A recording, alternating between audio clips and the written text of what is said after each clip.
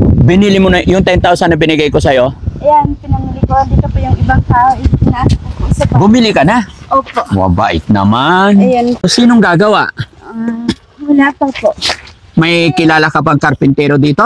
Mayroon naman. Kaso, yung ito matitirahan namin, hindi pwede matirikan ng bahay kasi ano lang po, yung nakikiano lang po kami dito, kasi halaman lang ang ano namin. Kaya So paano yan? Kaya kung may ano kami na pwede namin magtirika ng bahay, wala. Sabi mo sa akin pwedeng ayusin basta light material. Kaya pwede natin tayo kasi ayaw mo ng Hindi na pumayag. Hindi na pumayag yung may-ari. Dapat bago ka bumili, kinausap mo muna sana. Bay, kasi inano ko sa Paano yan? May materialis na. Ayan nga eh. Yun ang Patay tayo dyan. Talaga papayag dito. Sino po? Sir, nakainom ka yata, sir? Okay. Nakinom ba ako? Oo. Sir, gusto ko pang nag-usap tayo, sir, yung hindi ka po nakainom. Ha? Ayun mga kababayan, mga kabarangay, magandang umaga po sa atin lahat. Mga kababayan, sino po sa inyo ang nakapanood sa kwento ng buhay ni Ate Tisay? Nakilala namin dito sa parting Cavite. At nung nakita namin yung kalagayan niya, mga kababayan, ay naawa si Daddy Frankie.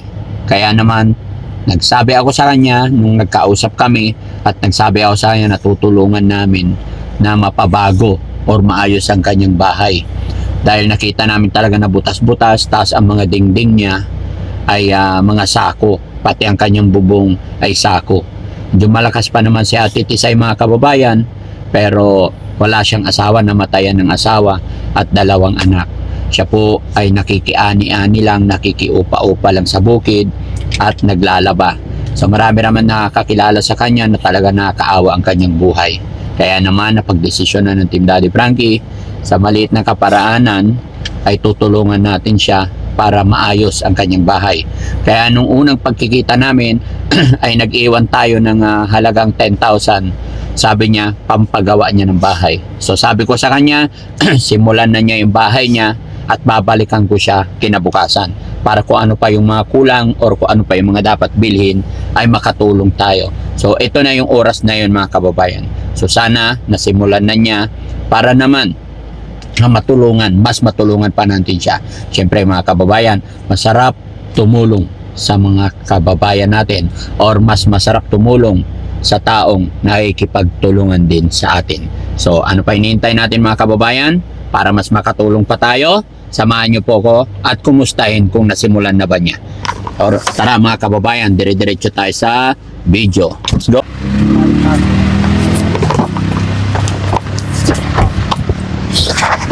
Init mga kababayan.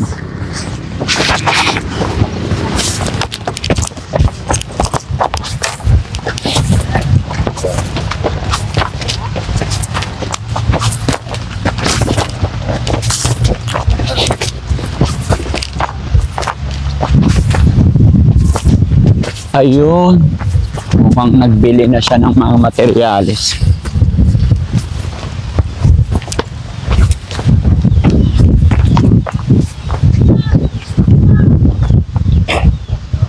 Ito yung bahay niya, mga kababayan, sinasabi ko. Ayan, nasaan na si Ate Tisay?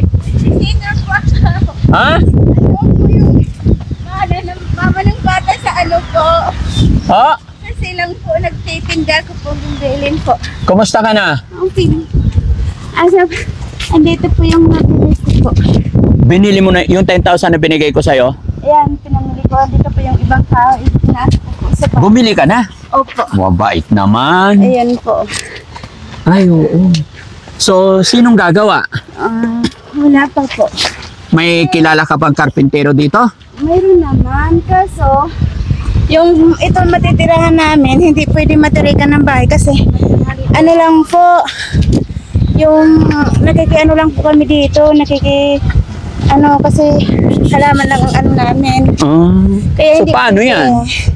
Kaya kung may ano kami na pwede namin magtirika ng bahay, wala. Sabi mo sa akin pwedeng ayusin basta light material. Kaya pwede bibili akong taayusin. Ayaw mo ng ano. Hindi na pumayag. Ayaw mo. Hindi na Kasi- pumayag yung may-ari.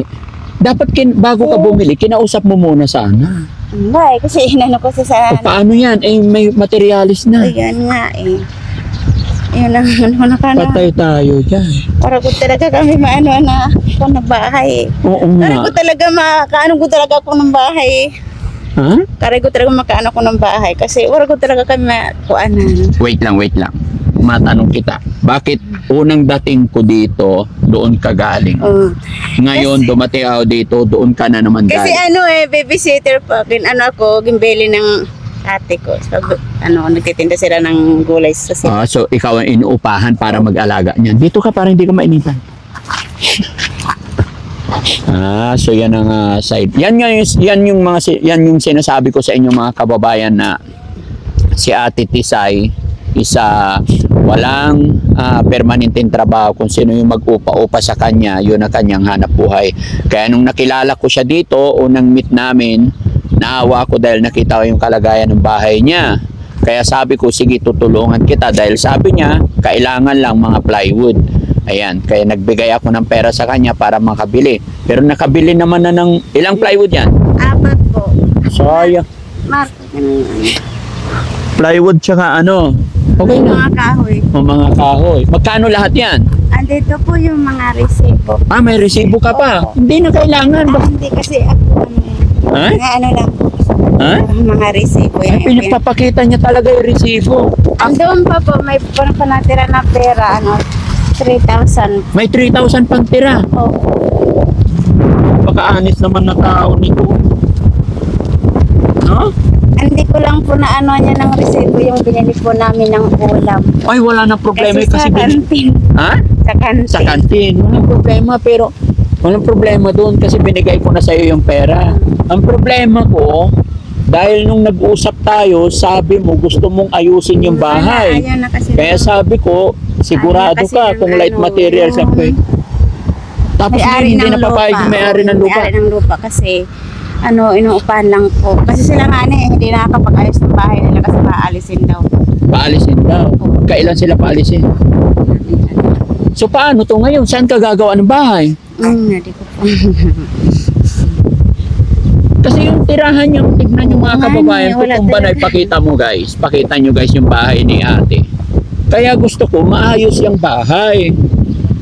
Akala ko legal. Hello. Hello po. Yan. Problema, wala ka bang kakilala dito kapitbahay, mga kaibigan na pwede tayong magtayo ng bahay mo na light Wala. gagawa tayo ng kasulatan na pagpaalisin ka na or kailangan na nila ng lupa, anytime pwede kang umalis, hindi pwede yon, wala? Paano to? Tapos nabili mo na yung materialis. Nga eh. Saan ba si Kuya Ruben? Ano, punta mo doon si Lolo kung andyan, dali. Dali. Kasi Ako sir, mag-ano lang ako ng istorya. Itong lupa na to, kami ang nag-uupa. 60,000. Sa Lolo, andito na Wala po yung kasulatan. inaantay mo. Wala kaming kasulatan. So binigyan kami dito ng pagkakataon nga matirahan namin kahit konti lang. Hindi kami talagang forever dito. Opo. Akong nag-uupa dito lahat. Dito. Opo. Lapit ka dito na. Na anuhan namin sa Nay, ano pa Nay? Lapit ka. Ano pangalan niyo po, Nay? Christina. Ano yung istorya mo kay Daddy Frankie? Salamat po nga nandito kayo ngayon. Kaya nga po, ano yung ikinikwento mo? Na ikaw nagre-rent? Oo, ako nagre-rent. So, binigyan ko siya ng pagkakataon. Binigyan mo siya? Oo. Opo. Siya ang tahuan namin dito. Siya ang Opo. tahuan. Kaya lang, hindi ako nakapagbigay sa kanya ng maganda-ganda naman ng higaan niya kasi nangangamuhan Kayo pala yung kami. kayo pala ang parang nagmamanage sa lupa. Ano Kami. pangalan nyo? Christina. So kayo yung hindi pumayag na magpagawa ng bahay? Hindi. Ano na ako, okay na ako doon kasi Okay na. ako ang Oo, may-ari nag-ano namin dito. Si Kuya Miguel lang kasi si Kuya Miguel siya ang pagkatiwalaan dito sa lupa na to. Hindi pwede ba kausapin natin si Kuya Miguel? Pwede, makausap natin. Mm-mm. Pwede makausap natin Baka yun. pwedeng Oo. makisuyo. Ano, saan ni Lolo? Nandyan ba siya? Saan ba siya? Tawagin mo. Sino nandyan? Abrido kasi, Abrido. Tawagan mo. Wala, hindi maano yan. Baka kailangan lang ni Tatay Miguel na magpaalam ako. Yun, Pero, yun. siguro. Kasi pasensya na, hindi ko alam na gano'n ang kalakaran. Kasi nung nagsimula kami mag-usap, sabi niya, gusto niya ipagawa. Kaya binigyan ko siyang pera. Eh, nakita ko yung kalagayan, kaya naawa ako. Sabi ko, sige, ibili mo na ng materialis yan at babalikan kita. Pag nakita kong ginagawa mo na at kung ano yung kulang, tutulungan pa kita. Pwede naman yan, sir, na ganyan. Ang mga ano nyo, na pwede maano siya ba, kung maayos na ba, kasi tingnan mo naman ang itsura, di ba? Opo. Ang pangit, tapos para na siyang gaganon, Tutumba na. O tutumba na. Hindi naman yan mga, hindi naman yan mga concrete nga gamit. Ang sa kanya lang nga mahigaan lang siya Oo. na maganda nga, hindi siya madukot ba. Eh marami naman siya kanya nagsasabi nga mayroon daw kuno naninilip. May naninilip sa'yo. Naninilip. Opo, minsan nag-inaanon kami dyan, Dani. Isang tao, umaano dun sa nagkaano sa amin. Inagulat nga ako, sabi ko, ano yan? Yan ang ano ko. May nambubuso sa'yo? Tapos agad-agad tumakbo. Oh. Nakabunit siya ng itim. Kawawa naman. Oo, magbusuhan ka kasi butas-butas. Tsaka sako lang. Walang partner. Siyempre, daanuhan talaga siya dito. Wala siyang partner. Kaya yung Wala, naninilip, gusto siya maging partner. Siguro. Patay. Baka naman manliligaw mo yung naninilip. Ha? Mas okay na ako. Okay na ako, mga anak ko lang kasama ko. Okay lang walang kasama, basta Oo. kasama mo anak. Oo.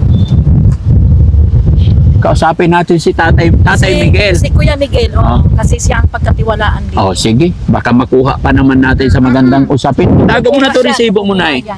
Bahala kayo basta binigay ko. Ang akin lang, gusto ko maparenovate yung bahay mo. Sana pumayag si Tatay Miguel.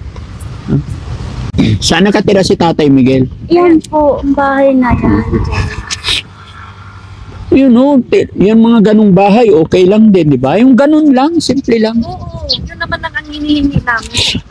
Na, kumbaga, tumulong kayo sa kanya. Kasi Oo. kami din, maano lang kami dito, nagtatrabaho lang din kami. Kaya Opo. sinabi ko sa kanya, Say, baka maano yan yung baha o kubo-kubo mo, baka bumigay na. Eh, wala naman akong may tutulong. Yan, sinabi ko sa kanya. Paano yun? Ayun na, mayroon ako sa kanya tumulong ngayon. Sabi ko, pagkakataon mo na yan, Say, kasi ano yan, puso nga binigay sa'yo yan. Sinabi ko kahapon. Eh, nag-istorya kami, parang nag-iba ang hanip. Sabi ko, wag mo na. Baka sila ang makatulong kay Kuya Miguel. Baka maghingigan sila sa kanila ng tulong. Sige, hintayin natin si Tatay Miguel dumating. Makikipag-usap tayo. Yun naman ang hinaano ni Isay kasi sabi niya, basta daw kuno maano siya, yung di ba siya, halimbawa yung bagyo, yung nakaraan, sabi ko bibigay na talaga yan. Eh gusto ko man siya kunin doon kasi tauhan ko yan siya dito, hindi lang niya naasikaso. Taniman niya kasi nagbabantay siya ng baka.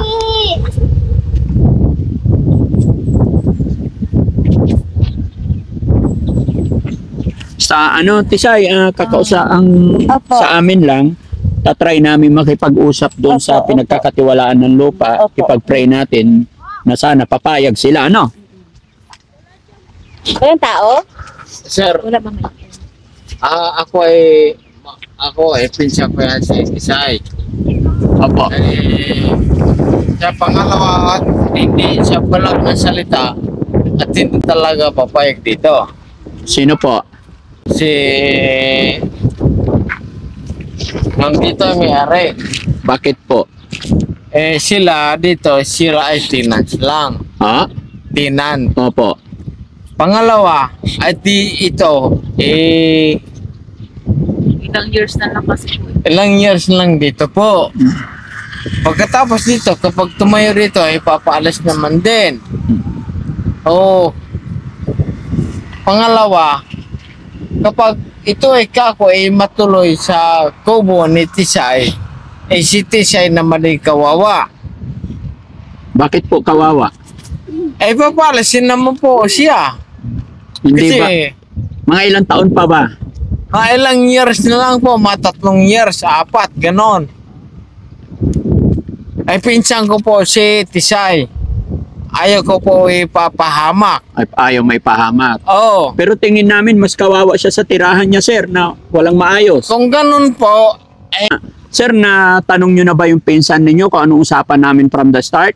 kayo po. Hindi, tatanungin kita, sir. Nakausap mo ba yung pinsan mo kung anong usapan Oo, namin? natanong ko po dati. Hindi, natanong mo po ba siya kung ano yung simula ng usapan namin? Ay, hindi ko po. Kausapin mo po muna siya, sir. Sir, Ano? nakainom ka yata, sir. Okay. Oo, nakinom ba ako? Oy, sige, sir. Saka Ala. na lang, sir. Pasensya ka na. Gusto ko pang nag-usap tayo, sir. Sir, Kayo. gusto ko pang nag-usap tayo, sir, yung hindi ka po nakainom. Ha? Oh. Kuya, Ha? pasensya. Okay lang, naintindihan ko yun. O, kasi Kasi na- gusto ko lang talagang makatulong sa awa po pinsan ako nyo. Sa pinsan ko eh. Ha? Oo, naiyak po ako sa pinsan ko. Ah, naiyak ka sa pinsan mo. Kasi sa kawawa po sa akin Totoo pamangkin. po yun. Oo. Ito mga anak ko. Oo. Dahil pamangkin ko yung mahal ko. Ay, po. Ang pinsan ko yung mahal ko. Oo, salamat, sir, sa pagmamahal sa pinsan ninyo. Totoo, mahal ko kay paminsan Opo. ko. Huwag kang mag-alala, sir. Gagawa kami ng paraan. Tutulong lang po kami. Titignan mo yung bahay niya. Opo. Oh, nakakaawa talaga. Tingnan mo yung mga anak niya. Opo. Mga pamangkin ko. Dahil sa hirap ng ginagawa namin. Opo. Pamangkin ko. Doon napunta sa akin. Sinasalaw ko. Dahil wala ang mama niya. Opo. Yun, napunta sa bahay ko. Yan ang bahay ko. Ayun ang bahay nyo. Oh, yan bahay ko. Kahit ganun lang sana yung at least Sa may kahit mahirap lang kami, nakaraos din kami. Opo. Basta masipag, makakaraos na po. Oh. Hmm. Alam mo, nangyari, kahit bibidyohan mo kami, alam mo, vlogger kayo, di ba vlogger Opo. kayo? Yan sila. Yung pinsan ko. Sobrang hirap. Naintindihan namin kayo, sir. Kaya nga po. Sobrang hirap sila. Kaya nga po nung nakita namin Sobrang sitwasyon. hirap sila. Totoong salita, hindi ako nagsinungaling. Opo. Seksi ng Diyos. Sobrang hirap nila. Opo. Ang gusto ko naman mangyari, ayaw naman ng may-ari dito nga magkatayo ng bahay. Hindi, try lang natin kausapin, sir. May pag-usap kami kung Kayo ano ang po. pwede. Kayo. Oo, kay tatay, no? So, ganun lang. Ganun lang. Excuse lang, sir, ha? Ganun lang, Ate Tisay, kasi hindi mo naman kasi na-explain sa akin noon na hanggang 3 taon na lang Kasi kayo. di po ako marunong kasi ano lang po ako dito sa kanila. Oo. Na pang-order sa... Pero, pinayagan ka nila magkaroon ng bahay na ganyan. Okay naman si Kuya Miguel yan. Opo. Ipapagawa. Opo. Hindi naman ganyan yung kita niya kahapon. Eh, madami naman ganon-ganon. Mga siguretse. Siguretse daw. Ayun. Ganyan. Ang daming nag-ano sa kanya. Hindi, gagawa tayo ng kasulatan. Na, Ilan man? andyan si tatay. Ay,